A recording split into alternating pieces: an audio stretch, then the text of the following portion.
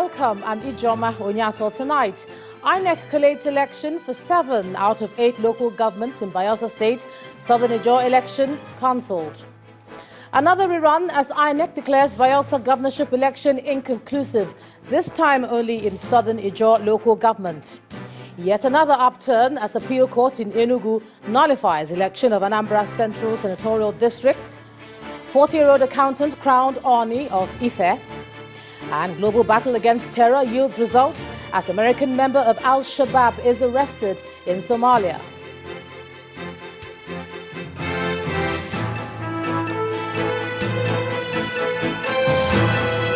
On business news, President Muhammadu Buhari approves 6 trillion naira budget for 2016 with the price of crude oil pegged at $38 per barrel.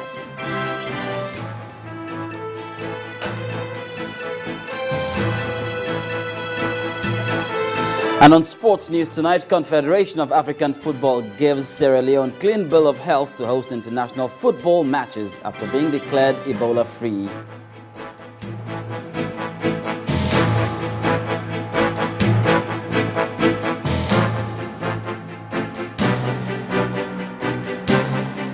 It promised to be an interesting contest in Bayelsa State, but no one anticipated the final result would be delayed. But that's what happened as the Independent National Electoral Commission today cancelled the Bayelsa State governorship election, which held in Southern Ijaw local government area. The resident electoral commissioner in Bayelsa State, Mr. Barito Okpage, said the decision was taken due to violence, ballot box snatching and thuggery in Southern Ijaw local government. Southern Ijaw local government has remained a theatre of violence since Saturday's election. So far, results for 7 local governments have been collated by INEC. The commission says a new date for fresh elections will be announced soon. Journalists from across the country all waiting patiently to hear INEC's pronouncement on the final result of the Bayelsa governorship election. But they were disappointed as the final result was not announced. Rather, INEC said it has collated results from 7 local government areas, except in Southern Ijaw, where there were reports of violence, thuggery and ballot box snatching.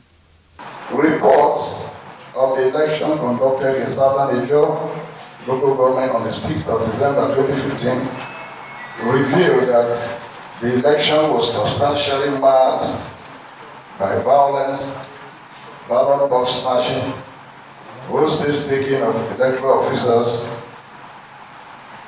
including reports from political parties,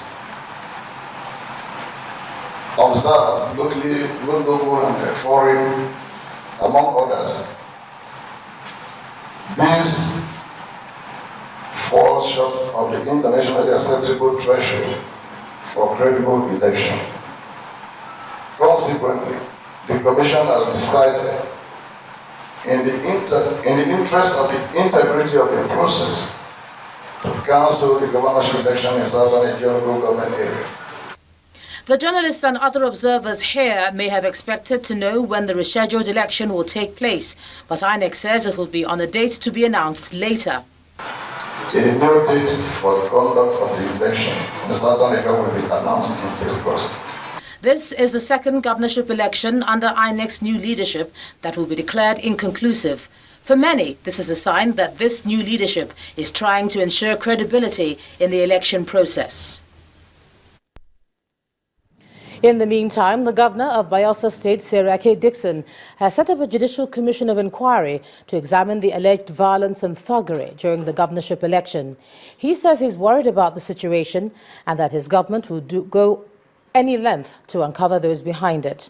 Before INEC declared the results in Southern Ijaw local government area inconclusive, Governor Dixon had advised against conducting the election in Southern Ijaw late in the night without adequate security. Young Nigerians who were put in danger for no fault of theirs. And that is why my government has decided to set up a commission of inquiry, which I will empanel this week. That commission will be judicial, because I want an impartial judge and other experts to sit down and examine the conduct of all officials of government, officials who have one role or the other to play as far as the management of this election is concerned, with specific reference to violations of human dignity and intimidation and impunity. All right, now for a week, Channels Television's crew has been on the ground monitoring the elections in Bayelsa State. We'll join our political correspondent, Shehu Okimbaloyo. He's in Bayelsa, in Yenagoa, the state capital, and he's been keeping a close eye on developments. Shehu?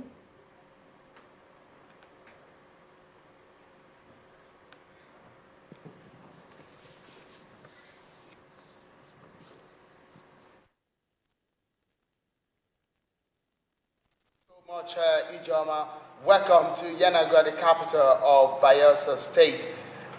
I have joining me on the news at 10 the chairman of the Nigerian Bar Association in Bayelsa State, Mr. Eric Derry. Thank you so much for joining us on the news at 10. Thank you, Shehu. Let me start by asking you. This is an election that we all prepared for. INEC, the security operatives. Tell me, how did we get to this point where the election had to be declared inconclusive? Well, I think, as you know, elections results have been declared in all but one local government area, and that's Southern Ijaw local government area. And I think that because of the large number of voters in Southern Ijaw local government area, INEC decided that we must have elections there before we can be said to have had conclusive elections. So that's where we are.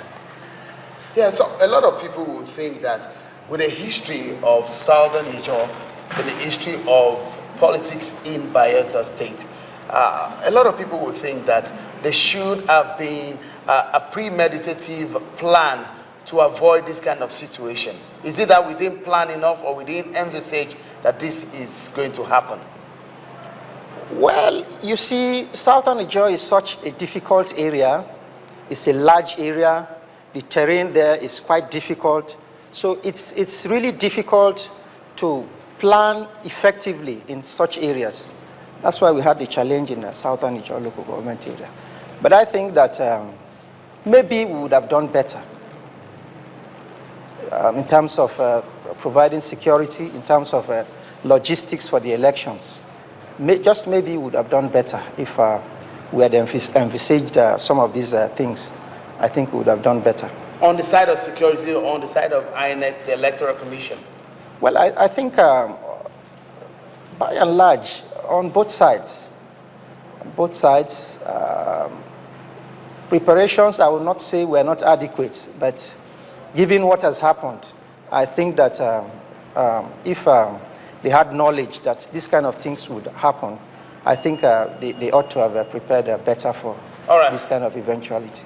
Going forward now, the election has been declared inconclusive, and new dates to conduct election in Southern Ijaw will be announced by INEC. What should we be doing right now with this situation that we have on our hands? Well, I think the only thing to be done is for everyone to remain calm, for the security people to up their game, for INEC to be better prepared for the subsequent election. All right, thank you so much, Mr. Eric Derry, the chairman of the Nigerian Bar Association in Bayelsa State, talking to us on the news at 10. It's back to you, Ijaw. All right, thanks a lot, Shehu Okimbaloyo there, live in Yenagoa. Well, let's get another perspective now, and joining me is political analyst Dr. Nick Idoko. Thank you so much for joining us on the news at 10. Yeah, good evening. Well, you've heard the view there from Shehu saying, well, INEC could have been better prepared, but let's just look at it. Give us a bit of perspective. Did you anticipate this kind of result?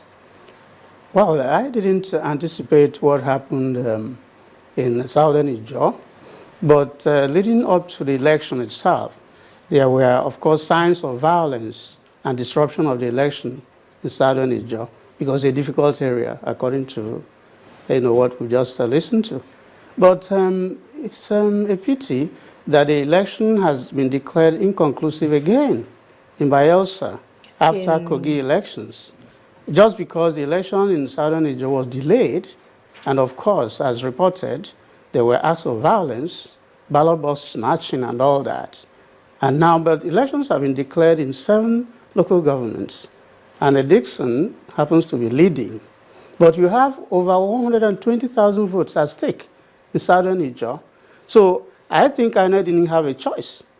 But you heard Dr. Dixon there, Governor Dixon, talk about the fact that it was late and he had warned that perhaps there wasn't enough security and it was too late in the day. Should they have gone on in spite of that sort of thing? No, I don't think so, because you can't conduct election at midnight with lanterns, and candlelight. What sort of election is that?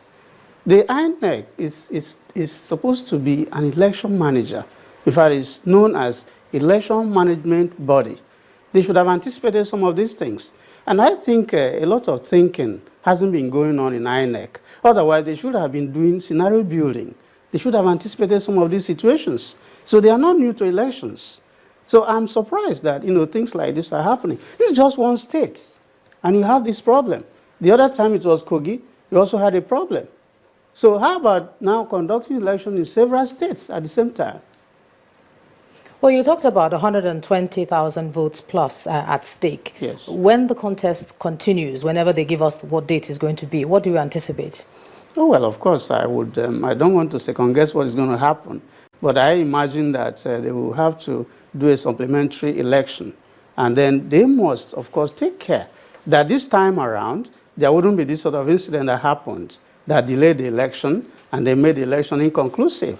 So I believe that if there is fair, credible, free election in Southern Ijaw, then we're going to see the real results at the end of the day. Right. But so far, we know the leader, Dixon, is leading with over 105,000 votes, right, as against over 70,000 votes for Silver.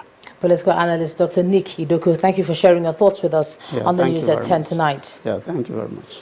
In part 2, after the break, more on the Bayelsa elections. Plus, Ekiti State prepares for local government elections. It's all politics. Coming up in a moment. Do stay with us.